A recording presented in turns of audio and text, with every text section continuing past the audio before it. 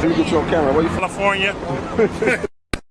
No, for real. No, serious though. Watts, baby. I know where you from though. Where you from? Eastside PJ Watts. I'm from Grace 2 Rock, nigga. Right. They call you, homie? Big Slice. Big Slice? Yes, yes. All right, nigga. They call me Puto, cuz. Right. In that hustle. Big shout out to SPI, Spotter Low. You know, I'm in the black box. Had to come through, tap in, show love one time. Yeah, y'all make sure y'all subscribe. Stay tuned. All that.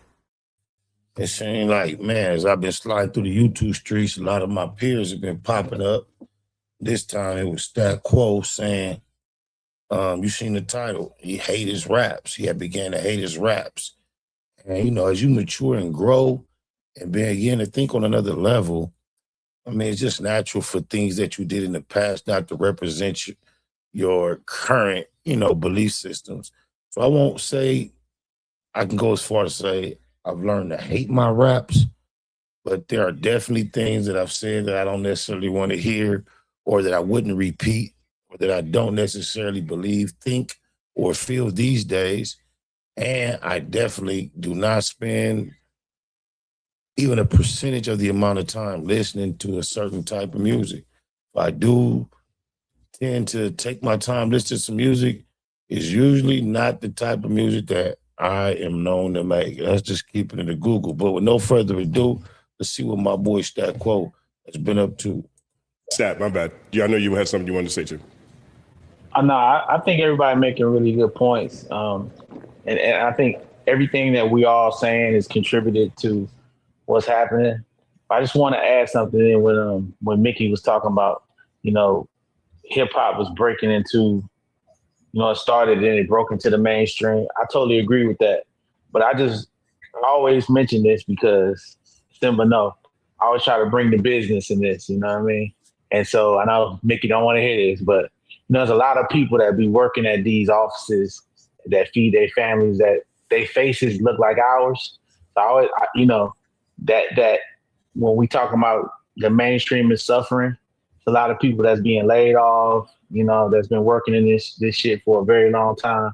So I like to see the mainstream flourish because I know it feeds that infrastructure. So I just always want to be that voice because, you know, people, when they talk about the label, they always think it's just some white boy sitting in a suit. It's Simba, no, it's people that look like us. You know what I'm saying? It's people that our mamas, our aunties. It's hard, you know, Stat Quo type dudes to literally walk around with a backpack like all the time. So he was really tapped into the essence and the aura of hip hop. But to see him have a passion for the employees in the building, that's just something you don't naturally even think anybody's going to reflect upon when your journey through the industry is such a personal journey for an artist.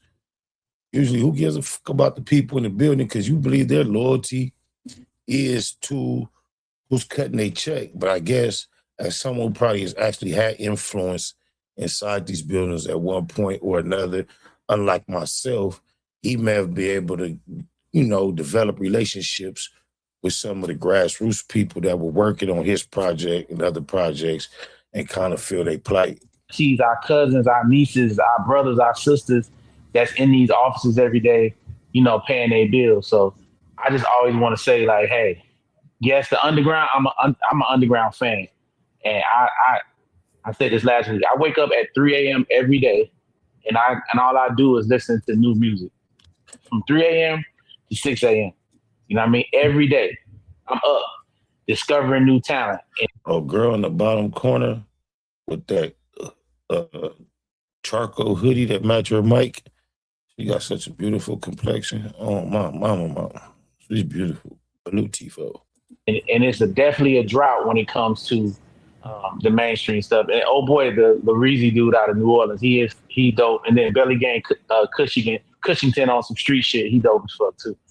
So I just want to throw that out there. We don't want to forget. You said this last week, and I thought about this because I think that's fair. Of course, you know, I know a lot of people in the industry, so I know, well, maybe not a lot, but I know a decent amount. So I know what you're like, the type of people you're talking about. And I started to wonder, like, do they matter more than all of the ears that hear some of this music? Like, because there's some things that are successful, but are, I would say, maybe depleted on cultural value or maybe imagery? Vast majority of the successful hip hop, I would say, fits that criteria or that description. That we want to be repeated this many times. Do you think that those people are more important than the millions of ears that see and hear what comes out? I'm not.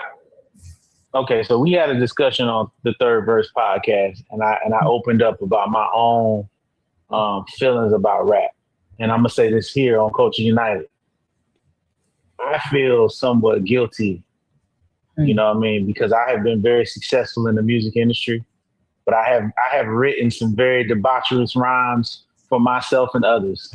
I have written songs where it's kill a nigga, watch a nigga die right in front of his mama, make his granny cry.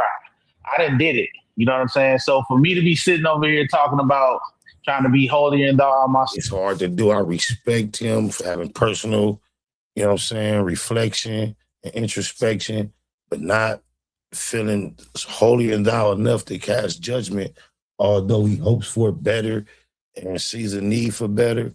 I can respect it because I can relate. Oh, blah, blah, blah, blah. Soapbox and say the millions of ears. I have written songs where a black man is saying, I'm going to kill you. And it has sold millions of records and I have fed my family with it. So I feel a guilt all the way around when you're talking about me, about where I am. So I never try to judge somebody else for how they're doing what they're doing, because I just noticed they got that boy Simba up there too. He got hella bars. In all these industries, and somebody pointed it out to me, you can always stand on that and saying it's affecting somebody negatively. That's just a part of it. Movies, all this entertainment shit. We got the scrap. Yeah, but movies, I used to ride that wave and make the correlation between movies. But if I think we're going to be honest, we have to let our music, our genre, our type of music stand on its own.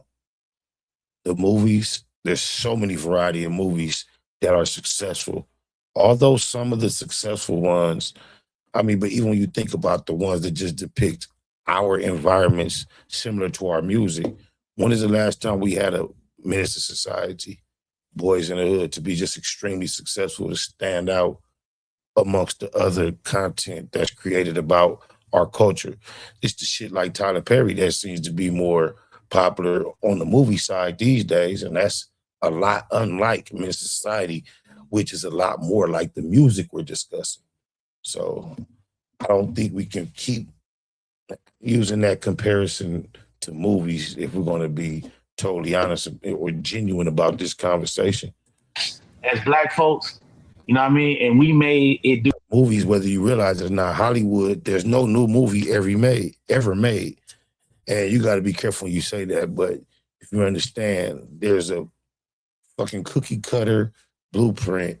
And you need a story, a subject, a challenge, a climax, a resolution, and then a conclusion. And you fit every movie into that. And typically they are made with happy endings. Just look at the Hollywood theme. And that's not the same. Even if you go to some of the worst movies, there was a message in it or a moral. Even if you look at Men's Society and Boys in the Hood, if you go listen to the directors, they'll sit there and try to tell you all this positive imagery that they were trying to include in this movie. But when you go to our music, not so much. Do what it do. I'm just speaking from my own self personally. I deal with that regularly. Like, damn, man, how did that affect, you know what I'm saying, this motherfucker? Or damn, and I know some people come up to me, yo, da, da, da, and I feel good, but then I also feel, I think it's called like a Questlove told me it was survivor's guilt. Survivor's remorse. Yeah, version of it, correct. So I have that in me. So when you ask me, is it more important than the millions of ears? Of course, it's not more important. But I just know I'm attached to a lot of the people that I'm speaking about, and I've had a lot of people that I know that look like me that have lost their jobs and trying to figure it out. And those millions of ears you speak of, I think about them too and how I've affected them. So I'm kind of like in the middle of it. And I definitely walk around with a guilt for sure. Like I'm not sitting over here like, man, like, and that's probably one of the reasons why I'm just so not judgmental about things, and I stand the way I stand because how I feel about I made so much off the backs of other people. You know I had. You know what I'm saying? And I feel guilty about it. I do every day. I really appreciate that response because I kind of felt like I was in the middle too a little bit because I know that although, like you said, debaucherous rhymes or whatever, I know a lot of people inside of those buildings and in their own buildings working independently. They work really hard. They spent their whole life doing this, and I do think it's easier to be dismissive or let go of hip hop. Meanwhile, some other genre that may not have ever done that good, those people are still in their offices. So I get what you're saying, but I think if this turns around and we get another era of rap where we are really hearing about what's going on in the streets, we're really hearing about the people who are suffering and doing well, we're really learning about the philosophies of urban culture because those people have been allowed to actually get the attention. I kind of think it's worth it. I think those people would be all right. I mean, they've been rich for long enough, getting their money for long enough, they'd be all right. I think that was a dope question you asked because it breaks down two things, and I think both are necessary. The people and the listeners represent the marketplace, and the insiders in the industry represent the infrastructure. And the people who's listening is how you get the attention, but the industry is how you amplify it. So I think you need both, you know what I mean, to counteract what each other does, to consistently keep some type of structure to the industry. I think that was a great question. They breaking bread, man. I was led here based on Stat Quo being in the title and on the thumbnail and what they had said. He said, shout out to Simba and the whole panel. The name of that platform, man, is I like to be diligent to give our credit when it is due, and it's definitely due when we do as what we just did. Cultural United Clips, man. Go tap in with them, give them a follow, subscribe, and all that. And yeah, I believe hip hop as we know it and once appreciated definitely does not serve, our future generations for the best and the cleansing, much needed, appreciated. My mama. Let me get you on camera. Where you from? California. No, for real. No, serious though. Watts, baby. I know where you from though. Where you from? Eastside PJ Watts. I'm from Grace 2 House, nigga. Right. They call you, homie? Big Slice. Big Slice? Yes, yes. All right, nigga. They call me Puto, cuz. Right. You wasn't that hustling. Big shout out to SPR, Spotter Low. I'm in the black box. Had to come through, tap in, show love one time. Yeah, y'all make sure y'all subscribe.